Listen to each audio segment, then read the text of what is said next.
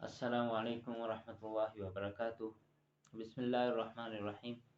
حاضرین و سامعین، گزشتہ ویڈیو کے اندر ہم نے فقہ العبادات کے حوالے سے نماز کے موضوع پر گفتگو کی تھی، جس کے اندر نماز کی مختلف اقسام جو ہیں اس کے اندر نماز جنازہ وغیرہ اور نماز کسوف، نماز استسقاء وغیرہ کے حوالے سے گفتگو کی تھی۔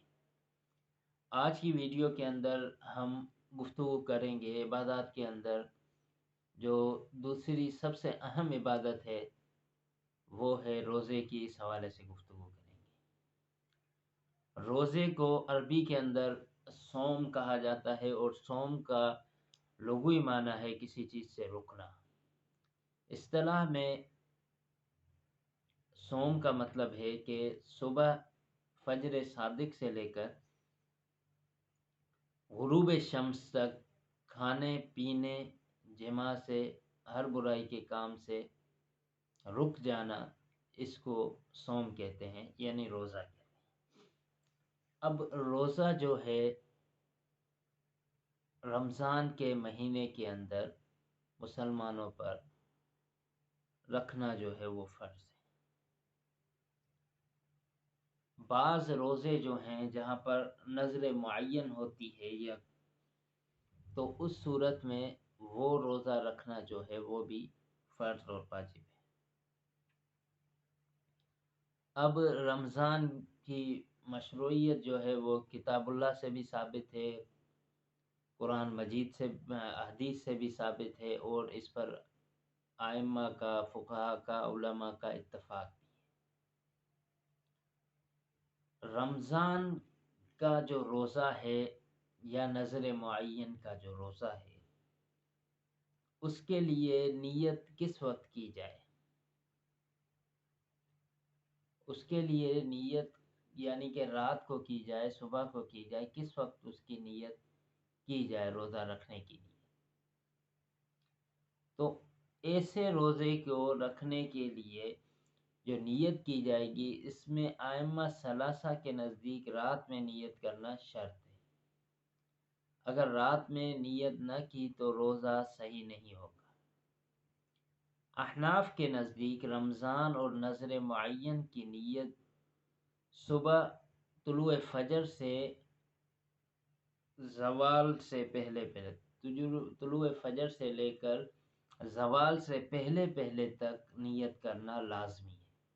اس کے بعد روزہ صحیح نہیں ہوگا۔ اس کے بعد اگر نیت کی تو روزہ صحیح نہیں ہوگا۔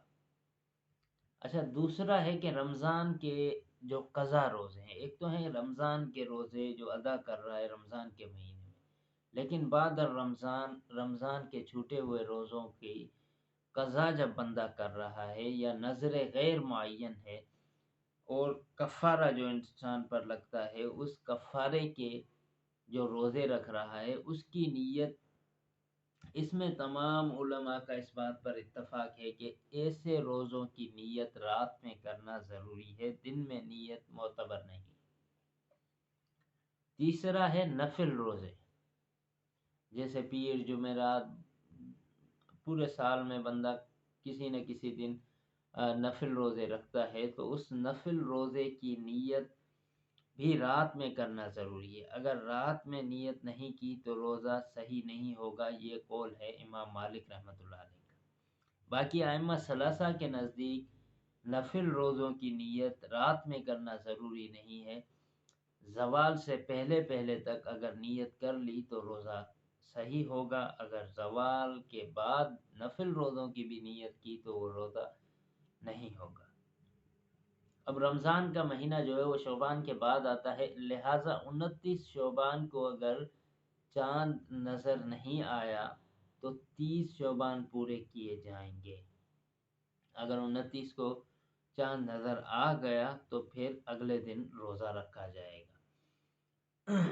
اگر مطلع صاف نہ ہو، یعنی کہ آسمان پر گرد و غبار، بادل کے آثار ہوں، مطلع صاف نہ ہو، تو اس صورت میں اگر ایک سکہ مسلمان مرد یا عورت گواہی دے دے کہ میں نے چاند دیکھا ہے، تو اس صورت میں چاند اس کی گواہی قبول کی جائے گی اور رمضان کا مہینہ جو ہے وہ شروع ہو جائے گا۔ مطلع صاف ہونے کی صورت میں بستی والوں نے، گاؤں والوں نے چاند نہیں دیکھا، ان کو نظر نہ آیا، مطلع صاف بھی تھا، تو ایسی صورت میں ایک دو چار اشخاص کی گواہی قابل قبول نہیں ہوگی، لیکن اس صورت میں ایک بڑی جماعت جو ہے وہ گواہی دے کہ ہم نے چاند دیکھا ہے، اور اتنی جماعت ہو کہ اتنے لوگوں کا جھوٹ پر متفق ہونا جو ہے وہ محال ہو، تو ایسی صورت میں ان کی گواہی کو تسلیم کیا جائے گا۔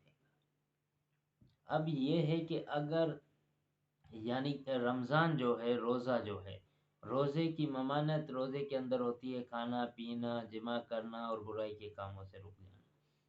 اب اگر کسی بندے نے بھولے سے، اس کو یاد نہیں رہا، اس نے کھا لیا پی لیا یا صحبت کر لی، جمع کر لیا، تو ائمہ ثلاثہ کے نزدیک ایسے شخص کا روزہ نہیں ٹوٹے گا، روزہ اس کا صحیح ہوگا۔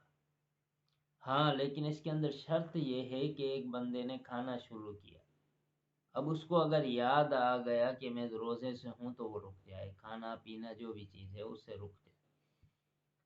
تو یہ تو تھی آج کی ویڈیو کے اندر، ہم نے مختصراً صوم کی تعریف، روزے کی تعریف، روزے کی نیت کے حوالے سے، اور شعبان کے اور رمضان کے مہینے کی ابتدا میں چاند کے دیکھنے کے حوالے سے گواہی سے کس کی گواہی قبول ہوگی، کتنے لوگوں کی قبول نہیں ہوگی، اس حوالے سے گفتگو کی ہے۔